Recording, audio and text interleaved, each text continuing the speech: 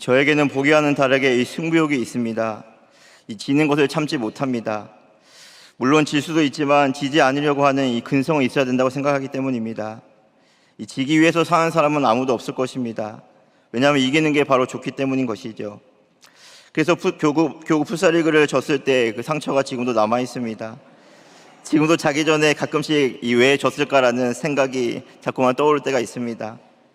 이 파리 올림픽으로 인해 지구촌은 열광했습니다. 왜 많은 사람들이 스포츠에 열광하는 것이겠습니까? 우승을 하기 위하여, 금메달을 따기 위하여 치열한 싸움을 보는 즐거움이 있으며 이 감동이 있기 때문입니다. 금메달이라는 확실한 목표를 이루기 위해 그들은 계속적인 훈련과 연습을 통해 수많은 경기를 이겨야만 했고, 결국 승리함을 통해 금메달을 목에 거는 영광을 차지하게 될 수가 있는 것입니다. 선수들에게 얼마나 많은 어려움이 있겠습니까? 훈련 도중에 부상이 있고 패배에 대한 두려움도 있었지만 끝내 그 모든 고난을 이겨내고 금메달을 목에 걸 때 그 감동을 말로 표현할 수 없을 것입니다. 우리의 신앙생활도 마찬가지입니다. 운동선수들이 경주하듯 우리의 신앙생활도 수많은 어려움과 혼란 속에서도 반드시 승리해야만 되는 것이기 때문입니다. 하지만 우리가 구원받고 나서의 삶은 평탄한 삶이 아닙니다. 끊임없는 영적 싸움이 우리의 모든 삶 가운데 있기 때문입니다. 그래서 사단은 지금도 우는 사자같이 상피자를 찾고 있는 것이지요. 하나님의 은혜로 이스라엘은 홍해를 건너고 하나님이 약속하신 가나안 땅에 입성합니다. 하지만 가나안 땅에는 이미 살고 있는 백성들이 있었습니다. 그들은 강했고 성은 견고했습니다. 또한 이스라엘의 강력한 지도자 모세 역시 가나안 땅을 밟지 못하고 죽음을 맞이합니다. 모세에 이어 여호수아가 이스라엘을 이끌고 수많은 전쟁을 치러야 되는 그러한 모든 일들을 감당해야만 되는 것이었습니다. 가나안 정복 전쟁의 처음 전쟁이 바로 여리고성 전투였습니다. 처음 전쟁이 진짜 중요합니다. 첫 잔추를 잘 끼워야지만 이스라엘은 힘을 얻고 계속적인 진군을 할 수 있었기 때문입니다. 이스라엘이 여리고성을 어떻게 함락했는지 오늘 말씀을 참고함으로 함께 은혜 받고자 합니다. 첫 번째로 전쟁에 능하신 하나님께서 함께 하시기에 이미 승리가 보장된 싸움이었습니다. 우리 1절부터 7절 말씀 우리 다 같이 합독하겠습니다. 이스라엘 자손들로 말미암아 여리고는 굳게 닫혔고 출입하는 자가 없더라. 여호와께서 여호수아에게 이르시되 보라, 내가 여리고와 그 왕과 용사들을 내 손에 넘겨주었으니 너희 모든 군사는 그 성을 둘러 성 주위를 매일 한 번씩 돌되 엿새 동안을 그리하라. 제사장 일곱 양각 나팔을 잡고 언약궤 앞에서 나아갈 것이요 일곱째 날에는 그 성을 7번 돌며 그 제사장들은 나팔을 불 것이며 제사장들이 양각 나팔을 길게 불어 그 나팔 소리가 너희에게 들릴 때에는 백성은 다 큰 소리로 외쳐 부를 것이라.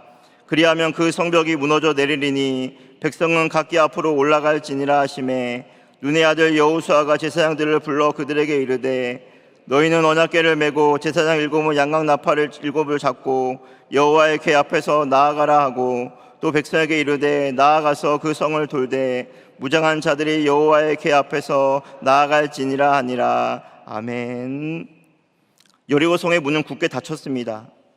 굳게 닫혔다는 것은 한마디로 그 가나안 모든 여리고성 백성들이 한마디로 쫄았다는 것입니다. 이미 이스라엘의 이 소문을 들었기 때문입니다. 어떤 소문을 들었겠습니까? 이스라엘이 홍해를 가르고 이 광야에서 아모리 두 왕 시온과 옥이 이끄는 나라들을 진멸했다는 소문이었습니다. 그 소식을 들은 여리고 군사들은 아예 공격할 생각은 못했고 수비에만 치중했던 것이었습니다. 전쟁에서 수비만 한다고 이기겠습니까? 절대 못 이깁니다. 공격을 해야 이 적을 제압하고 이 성을 지킬 수 있을 터인데 여리고성 군사들은 강력한 이스라엘을 막을 수 있는 방법은 성을 지키는 방법밖에 없다고 생각했습니다. 특별히 여리고성은 견고한 성읍이었습니다. 여리고성은 자연 암석에 쌓은 두께 1.8m의 외벽과 두께 3.5m의 내벽이 있고 그 사이에는 약 4m 간격을 두고 있었기 때문에 성벽의 두께는 어마어마했던 것이었습니다. 그러나 또 높이는 9m가 될 정도로 높은 곳에 위치해 있었기 때문에 지구상에 존재했던 가장 오래된 성곽 도시로 알려져 있습니다. 그야말로 여리고성은 난공불락의 성이었던 것이었습니다. 군사 전문가에 따르면 성을 지키는 것은 전쟁에 있어서 여러 가지 이점이 있다고 합니다. 공격하는 측에서는 전력이 아주 우세하지 아니하면 성을 공격할 수 없는 것이지요. 성을 공격하기 위해서는 흙을 쌓고 사다리를 만드는 등 준비하는 데 많은 시간이 걸리며 성에서 공격하는 것이 훨씬 쉬운 일이며 아래에서 위로 공격하는 자체가 너무나 힘들기 때문이었습니다. 출입하는 자가 없이 전쟁을 앞둔 상황은 긴장 그 자체였습니다. 이스라엘은 반드시 여리고성을 점령해야만 했던 것이었습니다. 가나안 민족과 처음 하는 전쟁이었으며 여리고성의 위치가 가나안 땅의 중심부에 있는 전략적 요충지였기 때문입니다. 여리고성을 반드시 점령해야지만 가나안 땅을 정복할 수 있는 길이 열리기에 반드시 정복해야만 했던 것이었습니다. 여호수아가 여리고에 가까이 왔을 때 한 사람이 칼을 빼어 손을 들고 마주 서 있었습니다. 여호수아는 한 사람에게 이스라엘의 편이냐 적들의 편이냐라고 물어보았습니다. 그때 한 사람은 여호와의 군대 장관이라고 하였습니다. 하나님께서 친히 인간의 몸을 입고 이 땅에 오셔서 이스라엘과 함께함을 바로 드러낸 것이었습니다. 여호와의 군대 장관은 곧 예수 그리스도를 지칭하고 있는 것이죠. 결국 이스라엘은 하나님과 함께하는 싸움이었던 것이었습니다. 전쟁의 승패는 누구와 함께하느냐에 따라 결정되기 때문인 것이죠. 하나님께서 여호수아에게 뭐라 말씀하셨습니까? 2절 말씀에 보라 내가 여리고와 그 왕과 용사들을 내 손에 넘겨 주었으니라고 말씀하고 있습니다. 아직 전쟁 전이었습니다. 하지만 하나님께서 이미 여호수아의 손에 넘겨 주었다라고 말씀하고 있는 것이죠. 넘겨 주었다는 것은 하나님께서 이미 여리고성의 모든 것을 이스라엘에게 주었다는 바로 의미입니다. 현재 완료인 것이죠. 승리할 것이다가 아닙니다. 이미 승리하였다라고 이 승리를 바로 확신시켜주고 있는 것이죠. 왜냐하면 하나님께서 함께 하신 전쟁이었기 때문입니다. 하나님은 우리보다 앞서 행하신 분이 아니시겠습니까? 하나님께서 여리고와 그 모든 왕과 용사들을 이미 정복하셨음을 바로 말씀하고 있는 것이죠. 그 모든 승리를 누구를 통해서 주신다고 말씀하셨습니까? 내 손, 즉 여호와의 손을 통해서 그 모든 이 가나안 정복을 이끌겠다라고 말씀하고 있는 것이죠. 이미 뱀의 머리는 상했습니다. 하나님께서 뱀의 머리를 밟으셨기 때문인 것이죠. 이미 우리는 십자가에 달리신 예수님의 은혜로 말미암아 승리한 자들이 된 것입니다. 이미 우리의 구원을 예수님께서 다 이루어 놓으셨기 때문입니다. 그래서 우리는 이미 승리한 자들입니다. 요한복음 16장 33절에 세상에서는 너희가 환난을 당하나 담대하라 내가 세상을 이겼노라라고 말씀하고 있습니다. 신학적인 용어로 바로 이것을 이미와 아직이라는 단어를 쓰고 있는 것이지. 이미 예수 그리스도의 십자가 부활을 통해서 우리는 구원이 성취되고야 만 것입니다. 그래서 우리는 세상을 두려워할 필요가 없는 것이죠. 사단의 권세가 우리를 해치지 못하기 때문입니다. 하지만 아직 승리한 것이 아니기 때문에 계속적인 믿음의 선한 싸움을 계속적으로 걸어가야 되는 삶이 우리에게 남아있는 것입니다. 오늘도 승리하신 예수님을 말미암아 우리는 계속적으로 이 담대하게 살아가면 되는 것이죠. 우리가 걸어가는 이 길은 이미 승리하신 예수님과 함께 걸어가는 길이기 때문입니다. 하나님께서 성도 함께 하시기에 우리는 승리한 자들이 된 것입니다. 세상에 결코 하나님의 사랑에서 우리를 끊을 수 없음을 바로 말씀하고 있는 것이죠. 이미 가나안 땅을 통해 이루실 하나님의 계획하시면 반드시 이루어질 사건이다라고 확신시켜주고 있는 것입니다. 그래서 여호수아는 그 가나안 전쟁을, 그 모든 여리고성 전쟁을 담대하게 그 믿음의 걸음을 걸어나가면 되는 것이었습니다. 여호수아가 그 모든 것을 이루는 것이 아닌 하나님께서 결국 이루시고 성취하시기 때문입니다. 우리가 믿는 하나님은 전쟁에 능하신 하나님이 아니시겠습니까? 하나님이 함께하여 주셔서 우리를 지키시고 우리를 인도하여 주셔서 끝내 천국까지 인도하여 주시는 귀한 승리를 우리는 맛보며 살아갈 수가 있는 것이죠. 우리의 싸움은 혈과 육에 대한 싸움이 아닙니다. 승리가 우리 편에 있는 것이 아닙니다. 하나님이 승리하셨기 때문에 우리도 승리의 걸음을 걸어나갈 수가 있는 것입니다. 예수님께서 다 이루어 놓으셨기 때문에 예수님을 믿고 살아가는 길이 우리가 승리할 수 있는 유일한 바로 방법이 되는 것이죠. 하나님께서 여호수아에게 이 작전 명령을 내려주십니다. 너희 모든 군사는 그 성을 둘러 성 주위를 매일 한 번씩 돌되 엿새 동안은 그리하라. 제사장 일곱 양간 나팔을 잡고 원악기 앞에서 나아갈 것이요 일곱째 날에는 그 성을 7번 돌아 제사장은 나팔을 불면 되는 작전이었습니다. 전쟁에서 가장 중요한 것이 작전이 아니겠습니까? 그 작전을 누가 세우셨습니까? 바로 하나님이십니다. 전쟁에 능하신 하나님께서 세운 작전을 누가 막을 수가 있겠습니까? 미국의 농구팀을 드림팀이라고 부릅니다. 꿈의 팀이라고 할 정도로 그들은 강력한 전력을 갖추고 있습니다. 그 어떤 나라가 강력한 미국 농구를 이길 수가 있겠습니까? 하물며 하나님이 지시하신 작전을 그 어떤 나라가 막을 수 있으며 그 모든 것을 지킬 수가 있겠습니까? 우리는 승리하신 하나님을 믿으면 되는 것입니다. 그리하면 하나님께서 반드시 우리에게 승리를 주실 것이기 때문입니다. 이미 승리하신 하나님께서 우리와 함께함을 믿고 계속 승리하는 걸음을 걸어나가시는 우리 모두가 되길 간절히 바랍니다. 두 번째로 자신의 이성을 앞세운 것이 아닌 말씀에 대한 믿음과 순종을 통해 이루어진 싸움이었습니다. 우리 다 같이 8절부터 15절 말씀 우리 같이 읽겠습니다. 여호수아가 백성에게 이르기를 아침에 제사장 7은 양각 나팔 7을 잡고 여호와 앞에서 나아가며 나팔을 불고 여호와의 언약궤는 그 뒤를 따르며 그 무장한 자들은 나팔 부는 제사장들 앞에서 행진하며 후군은 그 궤 뒤를 따르고 제사장들은 나팔을 불며 행진하더라.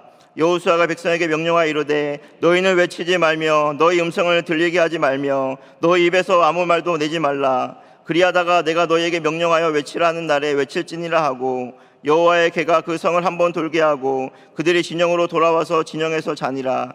또 여호수아가 아침에 일찍 일어나니 제사장들이 여호와의 궤를 메고 제사장 7은 양각 나팔을 잡고 여호와의 궤 앞에서 계속 행진하여 나팔을 불고 무장한 자들은 그 앞에 행진하며 후군은 여호와의 궤 뒤를 따르고 제사장들은 나팔을 불며 행진하니라. 그 둘째 날에도 그 성을 한번 돌고 진영으로 돌아오니라.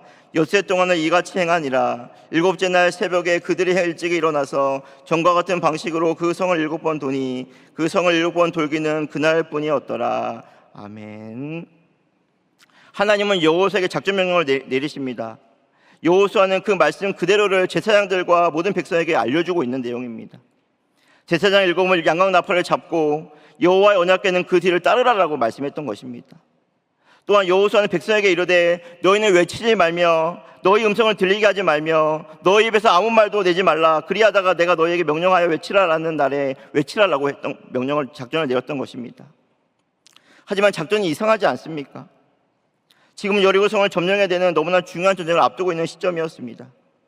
하지만 본문에서는 전쟁에 필요한 칼이나 방패 같은 것들은 아예 등장하지도 않습니다. 몇 명을 어디에 배치하고 어떻게 작전을 세워서 어떻게 공격할 것인지 그러한 작전도 알려주지 않고 있습니다. 지금 준비한 것이 무엇입니까? 양각 나팔 7입니다. 언약궤입니다. 양각 나팔은 전쟁을 알리는 바로 하나의 신호체계였던 것이었죠. 전쟁의 시작을 알리고 진행을 알리고 마치는 일을 알려주기 위해서 이 나팔을 준비했던 것입니다. 언약궤는 하나님의 임재를 상징하는 그 하나의 표시였던 것이었습니다. 그리고 단순히 성을 돌라 하는 명령이었던 것이었죠. 만약에 여러분이 이스라엘 백성이라면 이 작전에 순종할 수가 있겠습니까? 전혀 전쟁과는 어울리지 않는 준비를 하고 어떤 무기도 없이 거대한 여리고성을 어떻게 무너뜨릴 수 있다고 생각할 수가 있겠습니까? 하지만 오늘 본문에서는 부정적인 말 한마디가 안 나옵니다. 너희는 아무 말도 하지 말라라는 명령 앞에 그들 모두는 침묵하고 그 성을 하루에 한 바퀴씩 도는 그러한 순종을 경험했던 것이었습니다. 성을 한 바퀴씩 돈다고 해서 그 성이 조금씩 갈라지거나 무너질 기미는 전혀 보이지 않았던 것이었죠. 이게 뭐하는 짓인가 라고 마음속으로 생각했을 것입니다. 하지만 여호수아의 말 그대로 그들은 한마디도 입 밖으로 내지 않았던 것이었죠. 말씀한 그대로 착착 진행되어 가는 과정을 바로 오늘 성경에서 말씀하고 있는 것입니다. 하나님께서는 여호수아에게 말씀해 주시고 하나님의 말씀을 받은 여호수아는 제사장들과 모든 백성에게 받은 말씀을 그대로 전했고 그 전한 대로 그 모든 작전을 움직였던 것이었습니다. 바로 여기에 승리의 비결이 있음을 우리에게 말씀하고 있는 것이죠. 말씀하신 그대로를 믿는 믿음이며 믿음에 대한 순종은 여부를 통해서 하나님께서 그 모든 은혜를 베풀어 주시는 것을 체험하게 되는 것입니다. 그것이 여호수아의 핵심이며 성경의 핵심이 아니겠습니까?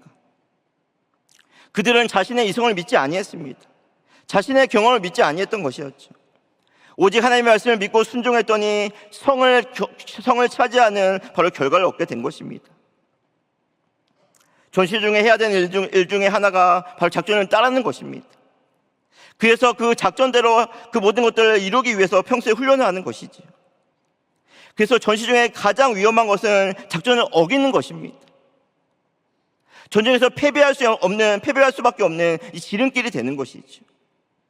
반드시 군대는 상명하복, 즉 상관이 명령하는 대로 하관은 복종해야 되는 것이 군대가 살 방법입니다. 6.25 전쟁 때 남한은 부산까지 내려올 정도로 밀리는 전쟁이었습니다. 거의 지는 전쟁이었던 것이었죠. 그 전쟁을 누가 바꾸었습니까? 메가더 장군이 인천 상륙작전을 통해서 기울었던 전쟁을 바로 이기게 했던 것이었습니다. 그 누구도 인천 상륙작전이 성공할 줄 아무도 몰랐던 것이었죠. 미국 합참도 반대했고 미국 해군에서도 반대했습니다. 조수관만의 차가 컸기 때문에 월미대가 막고 있었기 때문에 상륙작전은 반드시 실패할 것이라고 생각했던 것이었습니다. 하지만 메가더 장군의 끈질긴 설득으로 결국 하게 되었고 이 승리로 말미암아 역전의 기점이 되는 전쟁을 할 수 있게 되었던 것입니다. 전쟁은 사람의 이성으로 되는 것이 아닙니다.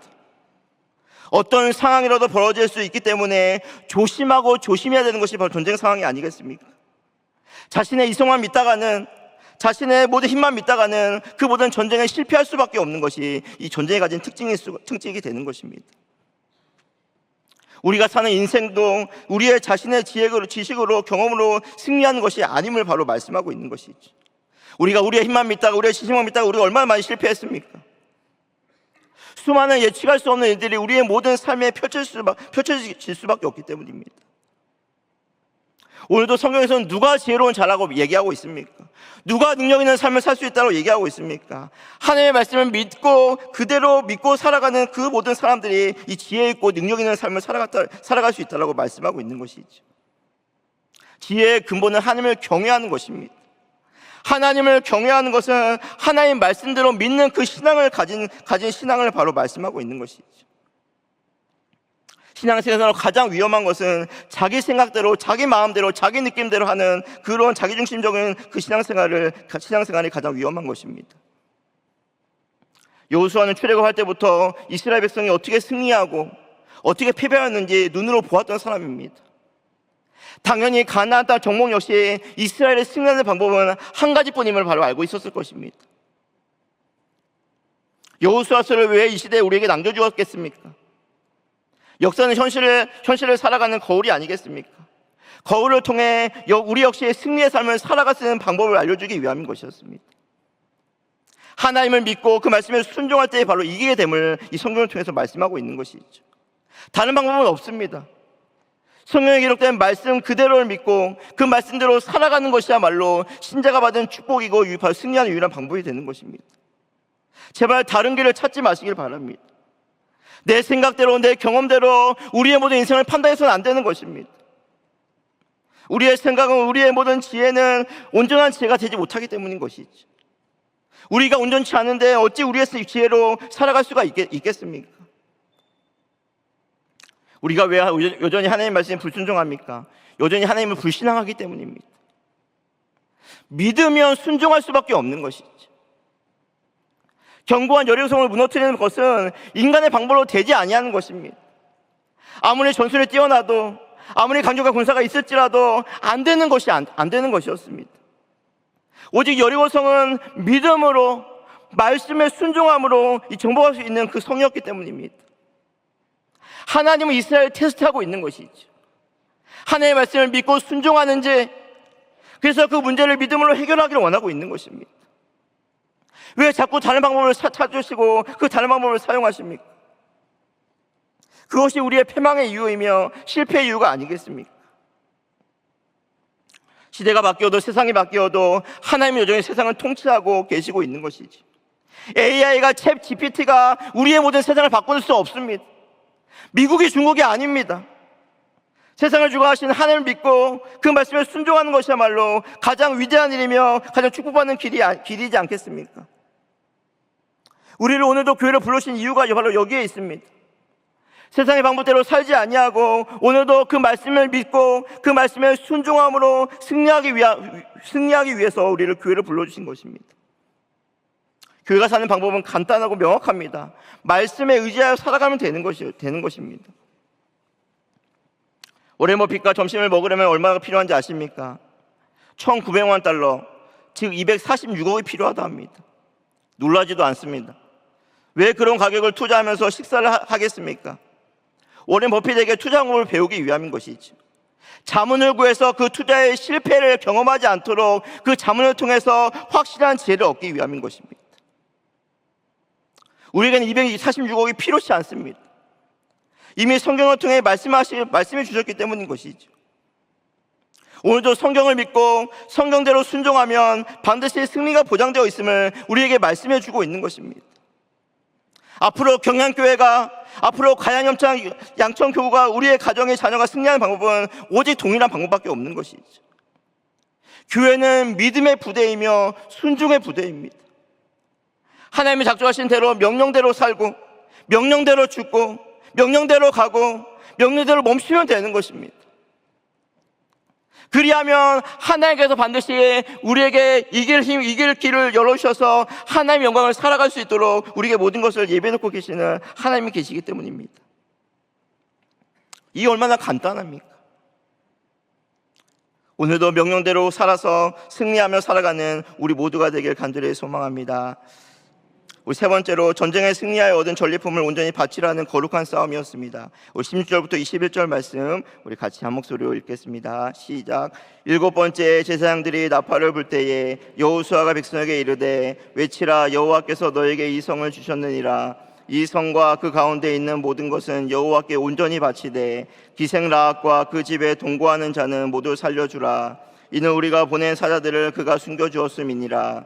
너희는 온전히 바치고 그 바친 것 중에서 어떤 것이든지 취하여 너희가 이스라엘 진영으로 바치는 것이 되게 하여 고통을 당하게 되지 아니하도록 오직 너희는 그 바친 물건에 손대지 말라. 은금과 동철 기구들은 다 여호와께 구별될 것이니 그것을 여호와의 곳간에 드릴지니라 하니라.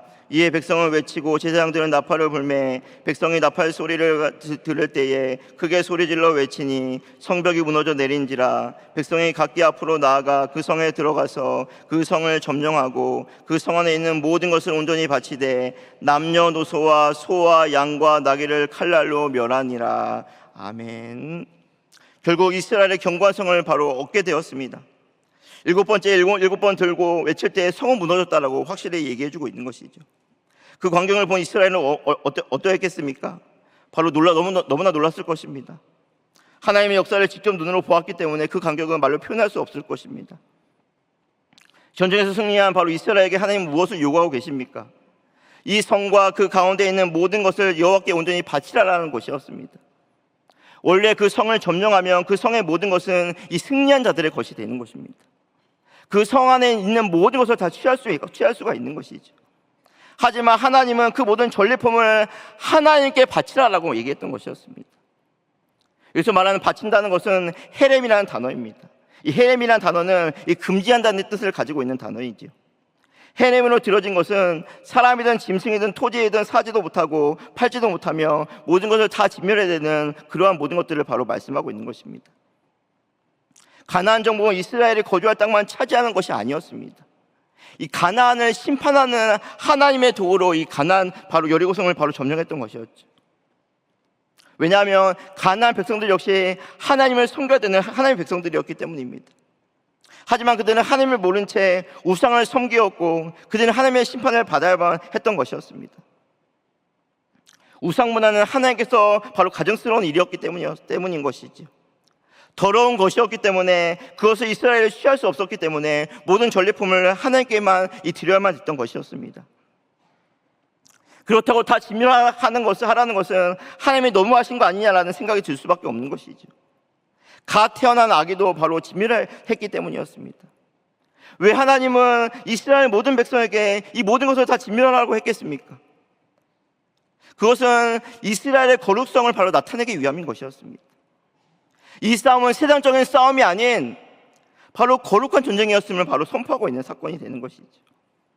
이방신들을 섬기며 세상의 복만을 추구하는 이 가나안의 문화를 반드시 진멸하라는 하나님의 명령이었던 것이었습니다. 거기에 있는 사람들은 부정한 사람들이었습니다. 가나안 문화는 부정한 문화였기 때문입니다. 절대 이스라엘에 닮아서는 안 되는, 따라가서는 안 되는 문화였던 것이었습니다. 신명기 7장 5절에 오직 너희가 그들이 행할 것은 이러하니 그들의 제단을 헐며 주상을 깨트리며 아세라 목상을 찍으며 조악한 우상들을 불사할 것이니라고 말씀하고 있습니다. 그들과 어떠한 언약도 하지 말며 불쌍히 여기지도 말며 혼인하지도 말 것을 바로 모세가 이스라엘 백성들에게 신신당부하지 않았습니까? 그들의 문화를 답습할수록 결국 그들은 여호와를 떠나고 다른 신들을 섬기게 될 수밖에 없기 때문이었습니다. 그래서 하나님은 이 헤렌 전쟁을 통해서 가나안에 있는 모든 문화를 답습하지 아니하고 진멸하여 하나님의 거룩한 백성으로 존재하기를 원했던 것이었습니다. 물론 우리의 모든 문화를 포용해주는 그 모든 것들이 필요합니다. 하지만 우상 문화는 절대 답습해서는 안 되는, 따라가서는 안 되는 문화였던 것이었죠. 하나님은 거룩하신 하나님이십니다. 그래서 교회 역시 바로 거룩해야만 되는 것이죠. 교회가 바로 세상과 구별되어야만 되는 것입니다. 세상과 동화되어져 가는 것이 아닌 구별되어야 하는 것이 바로 교회의 사명이기 때문입니다. 이번 파리 올림픽 개막식에서 예수님께서 제자들에게 베푸신 최후의 만찬을 온갖 이상한 사람들이 나와서 더럽히지 않았습니까? 그것을 문화라고 우리가 다 이해해 줘야 되는 것입니까? 하나님을 여기지 않는 세상 문화가 바로 세상 문화입니다. 자신이 가진 이성이 최고이니 자신을 높이고 내가 원하는 일을 위해서 살아갈 것을 세상 문화는 계속적으로 증거하고 있기 때문입니다. 그래서 죄의 문화는 음란의 문화이며 탐욕의 문화가 아니겠습니까? 지금 대학교 동아리 중에 마약 동아리가 있다고 합니다. 술의 문화, 마약의 문화가 이미 대한민국에 가득합니다. 그것은 결국 하나님이 없다라는 무의식의 그 모든 삶을 지배하고 있기 때문인 것이죠. 하나님의 영원한 진노를 부인하고 하나님의 심판을 부인하며 그래서 자신의 마음껏 자신의 육체를 위해서 우상을 숭배하고 자신의 쾌락을 위해서 살아가도록 이 문화는 조장하고 있는 것입니다. 이러한 문화 가운데 하나님은 이스라엘이 거룩해지기를 원하고 있는 것이죠. 세상과 구별되기를 원하고 있는 것입니다. 교회는 세상에서 나와 하나님의 거룩을 닮아가는 곳이기 때문입니다. 그래서 교회는 반드시 이 거룩한 공동체로 살아남아야 되는 것입니다. 성결하며 깨끗한 공동체로 이 땅 가운데 존재해야만 되는 것이 바로 교회의 사명이기 때문입니다. 하지만 이미 세상 문화가 이미 교회 안에 들어와 버렸습니다. 심리학에 이 교회의 판을 치며 성공주의와 기복주의를 통해 이 세상의 복만을 추구하고 따라가는 그것이 전부인 것처럼 살아가는 교회가 점점 많아지고 있는 것입니다. 교회는 세상의 복을 추구하는 종교가 아닙니다. 하나님의 거룩을 추구하며 세상과 구별되게 살아가도록 교회를 세운 것이 아니겠습니까? 교회가 거룩해지지 아니하면 교회의 존재의 목적은 상실되고 마는 것입니다. 교회는 반드시 세상의 다른 방법으로 살아가야 되는 증거가 있어야만 되는 것이죠. 거룩의 능력이며 거룩의 힘이 아니겠습니까? 하나님은 거룩한 교회를 통해 하나님의 뜻을 이루어 나가기를 원하고 있기 때문입니다. 그래서 성경에서는 죄는 모양이라도 버려야 된다고 말씀하고 있는 것입니다. 죄는 반드시 진멸해야 된다고 말씀하고 있는 것이죠. 죄가 무엇입니까? 세상의 가치를 추구하며 세상을 따라가는 것이 바로 죄된 모양입니다. 세상의 모든 정욕을 빼앗겨 자신의 목적을 잃어버리고 살아가는 모든 것이 죄의 모양이 아니겠습니까? 다 세상에 엎드려 절을 합니다. 물질 앞에, 쾌락 앞에 고개를 숙이며 그 앞에 절을 해버리고 마는 것이죠. 하지만 교회는 세상 앞에 절하는 것이 아닙니다. 우리는 세상의 가치를 추구하며 살아가는 자가 아닌 하나님께서 내가 거룩하니 너희도 거룩하라는 하나님의 말씀을 믿고 그 말씀대로 순종하며 살아가는 자들이기 때문입니다. 그래서 성도는 늘 거룩한 자리를 사모해야 되는 것입니다. 왜 우리 교육자들이 수요기도회, 금요기도회에 나오라고 하는 것입니까? 그 시간에 교회에 없으면 뭐 하겠습니까? 드라마나 보면서 신탄산을 하면서 가거나 프로야구 보면서 치킨을 먹거나 회식 자리에 가지 않겠습니까? 물론 열심히 일하셔서 오시는 분들도 있지만 하나님을 예배하는 자리보다는 더 편한 것을 추구하려고 하는, 자신이 원하는 것만을 추구하려고 하기 때문에 예배 오지 못하는 경우도 있는 것이죠. 신앙생활은 편해지려면 끝이 없습니다. 그래서 자신을 쳐서 그리스도께 복종하도록 애를 써야만 되는 것이 바로 우리가 가진 이 사명이 아니겠습니까? 거대한 세상 가운데 믿음을 지키는 건 혼자 힘으로 이길 수가 없습니다. 그래서 교회 중심으로, 거룩한 모임으로, 구역 모임으로, 믿음의 동역자가 있는 교회로 피해만 되는 것이죠. 세상을 가까이 하면 가까이 할수록 세상을 더욱더 크게 보아 이 세상을 쫓다가 허망한 인생길을 걸어갈 수밖에 없는 것입니다. 하나님을 가까이 하면 할수록 우리의 믿음은 더욱더 커져서 세상에 감당할 수 없는 믿음의 사람으로 살아갈 수가 있는 것이죠. 그래서 하나님은 그 가나안 문화를 진멸하라고 말씀하고 있는 것입니다. 왜냐하면 세상 속에서 하나님의 거룩한 하나님의 백성으로 살아가기를 원하시기 때문인 것이죠. 나는 오늘도 믿음을 지키기 위해서 무엇을 포기하고 살아가고 있습니까? 하나님 중심, 교회 중심, 성령 중심으로 살아가기 위해서 나는 오늘도 지금 무엇을 죽이고 살아가고 있습니까? 우리가 가는 천국 길은 바로 거룩한 길입니다. 순결한 길입니다. 거룩의 옷을 입지 않고 성결의 옷을 입지 않고는 하나님 앞에 설 수 없기 때문인 것이죠. 예수 믿는다는 것이 무엇입니까?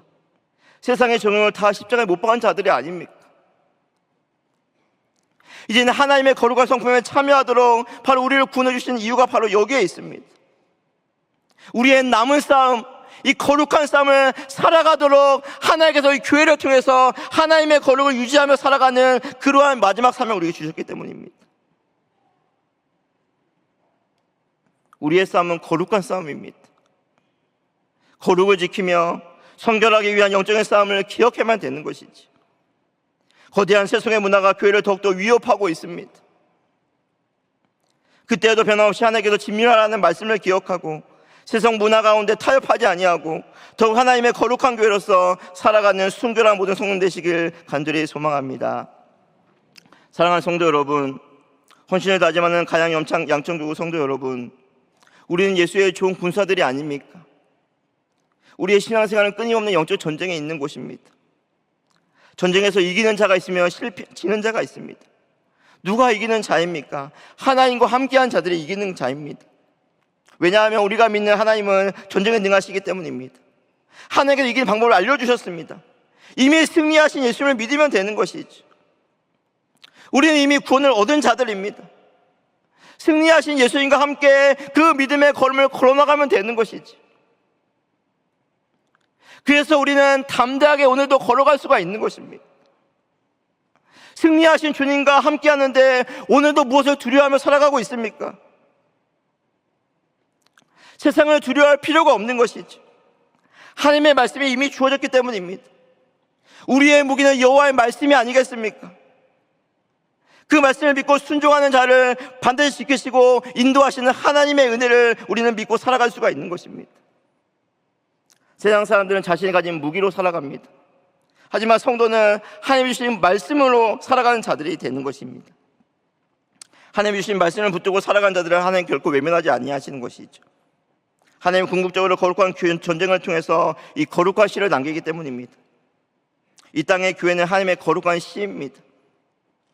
여전히 세상 가운데 거룩한 존재로 살아가야 하기 때문입니다. 그래서 성도는 우리의 거룩을 목숨처럼 지켜야만 되는 것이죠. 세상을 본받지 않도록, 세상을 따라가지 아니하도록, 자신의 욕심대로 살아가지 아니하도록, 성결한 모습을 지키며 살아가도록, 정결한 모습으로, 신실한 모습으로 그 모습을 지키기 위해서 치열하게 살아갈 만한 하나님의 백성입니다. 신앙은 거룩을 지키는 행위가 아니겠습니까? 거룩한 삶을 절대 포기해서는 안 되는 것입니다.